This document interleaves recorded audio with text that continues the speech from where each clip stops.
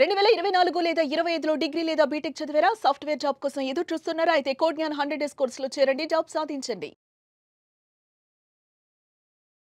అమ్మా అసలు మీరు జాయిన్ అయ్యి కోడినాలో జాయిన్ అయ్యి ఎన్ని డేస్ తర్వాత జాబ్ క్రాక్ చేశారు? దేని మీద మీరు జాబ్ క్రాక్ చేయడం జరిగింది? నేను జాయిన్ అయ్యి 3 మంత్స్ అవుతుంది sir. So 3 months. Yeah, good.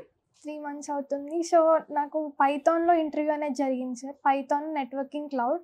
So Python మీద చాలా తక్కువ క్వశ్చన్స్ అడిగారు, కానీ ఊప్స్ కాన్సెప్ట్ మీద బాగా అడిగారు సార్. సో నేను కోడింగ్తో ఎక్స్పీరియన్స్ ఎలా ఉంది అని మీరు అడిగితే, ఫస్ట్ నేను అసలు లాజిక్స్ గురించి నేను కాలేజ్ డేస్లో ఉన్నప్పుడు లాజిక్స్ బిల్డ్ చేయలేకపోయేదాన్ని. సో ఇక్కడికి వచ్చిన తర్వాత 0 నుంచి మాకు నేర్పించడం అనేది జరుగుతుంది సార్. సో మాకేమైనా డౌట్స్ ఉన్నా కానీ మళ్ళీ అడిగినా కానీ వాళ్ళు ఏం అనకుండా మాకు చాలా పేషెన్స్గా నేర్పిస్తారు. సో నాకు పైథాన్ అనేది చాలా హెల్ప్ అయింది sir, Python front end interview crack చేయడానికి.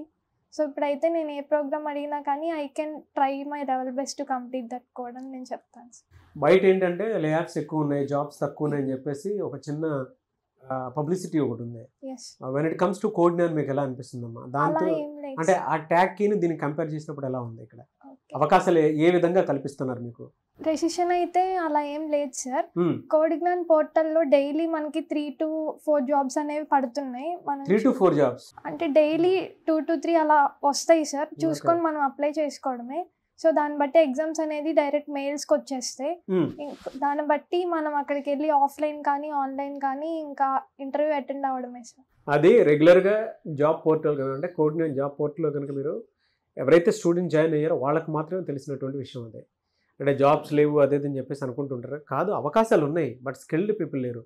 3 మంత్స్లోనే జాబ్ క్రాక్ చేయడం జరిగింది. మా ఎంతమ్మా salary package? 3.6 LPA. Okay, anyways big congratulations. Padmavathi garu, మీ పాప ఇవాళ జాబ్ క్రాక్ చేయడం జరిగింది. అండ్ కోడ్‌జ్ఞాన్ తోటి ఈ అసోసియేషన్ జర్నీ మీకు ఏ విధంగా అనిపించింది? చాలా బాగుందండి. ఫస్ట్ సార్ చెప్పారు బాగా నేర్పిస్తారు, డెఫినెట్గా జాబ్ వస్తుంది, బాగా స్కిల్స్ అన్ని నేర్పిస్తామని చెప్పారు. సో సార్ చెప్పినట్టే మొత్తం 3 మంత్స్లో మొత్తం నేర్పించారండి. ఫస్ట్ ఇంటర్వ్యూకి వెళ్ళింది, ఫస్ట్ ఇంటర్వ్యూలోనే జాబ్ వచ్చేసింది వాళ్ళు నేర్పించిన స్కిల్స్ వల్ల. గ్రేట్. అంటే సార్ ఏం చేస్తారు మేడం? టీచింగ్ అండి. టీచింగ్. ఓకే, మీ father happy? Super happy. Okay, మీరేం చెప్తారండి? అంటే కోడ్‌జ్ఞాన్ గురించి ఒక ముక్కలో చెప్పాలంటే ఏం చెప్తారు? కొత్తగా వచ్చేటువంటి స్టూడెంట్స్కి అయినా సరే, పేరెంట్స్కి అయినా సరే. చాలా మంచి సంస్థ అండి, డెఫినెట్గా కళ్ళు మూసుకొని జాయిన్ చేయొచ్చు. పేరెంట్స్ అందరూ చక్కగా మంచిగా నేర్పిస్తున్నారు, డెఫినెట్గా జాబ్ వస్తుంది. వాళ్ళు నేర్పించిన స్కిల్స్ అన్ని నేర్చుకుంటే డెఫినెట్గా మా పాపకు వచ్చినట్టే వాళ్ళకు కూడా జాబ్ వస్తుంది. అండ్ పిల్లల విషయంలో సేఫ్టీ సెక్యూరిటీ ఆలోచిస్తారు, ఎడ్యుకేషన్ క్వాలిటీ ఉందా లేదా అని ఆలోచిస్తారు. ఉందండి, ఉంది.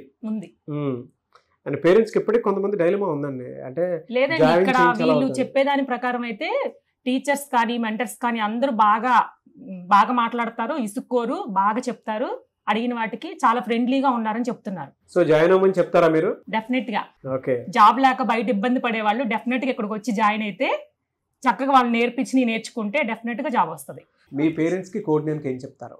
సో ఫస్ట్ ఆఫ్ ఆల్ నేను ఇక్కడ ఉన్నానంటే మా పేరెంట్స్ వల్లే సార్. మా పేరెంట్స్ సపోర్ట్ లేకపోతే ఇక్కడ దాకా వచ్చేదాన్ని కాదు. సో నేను ఒకటి చెప్పాలనుకుంటున్నాను సార్. నేను జీడీ రౌండ్లో ఉన్నప్పుడు అది చాలా బాధపడ్డాను సార్. అంటే తీసేస్తారేమో అనుకున్నాను. ఆ టైంలో మా ఫాదర్కి కాల్ చేశాను సార్.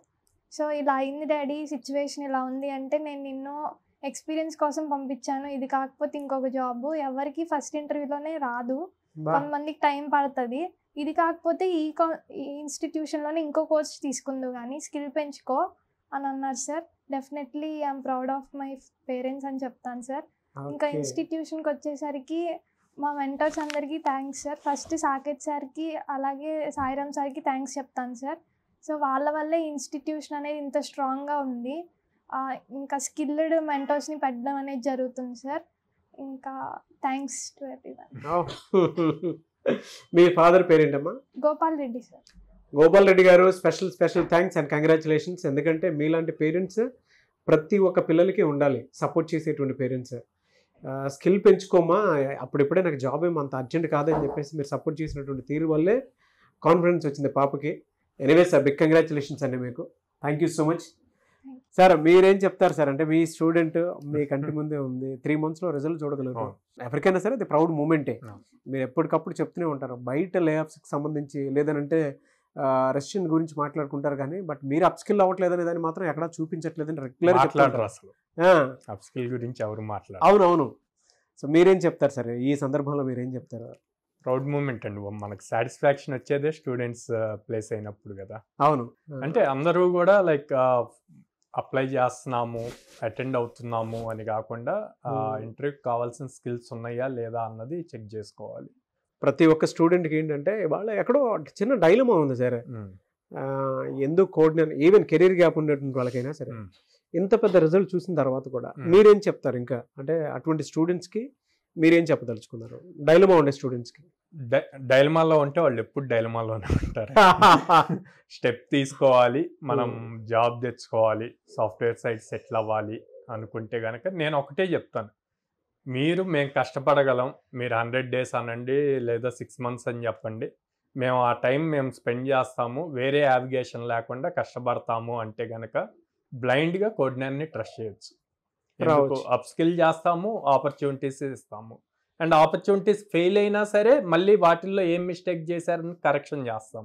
ఓకే. సో ఇంతకన్నా ఆపర్చునిటీ అవును బయట ఎక్కడ దొరకదులేండి సార్. అసలు ఎక్కడెక్కడ ఉన్నాయి సార్ బ్రాంచెస్? సో మనది విజయవాడ మొగలరాజపురంలో ఉందండి, హైదరాబాద్ JN2 మెట్రో స్టేషన్ దగ్గర ఉంది, చెన్నై షాపింగ్ మాల్ ఆపోజిట్ లో ఉంది అమీర్పేటలో, and then Bengaluru BTM layout లో ఉంది.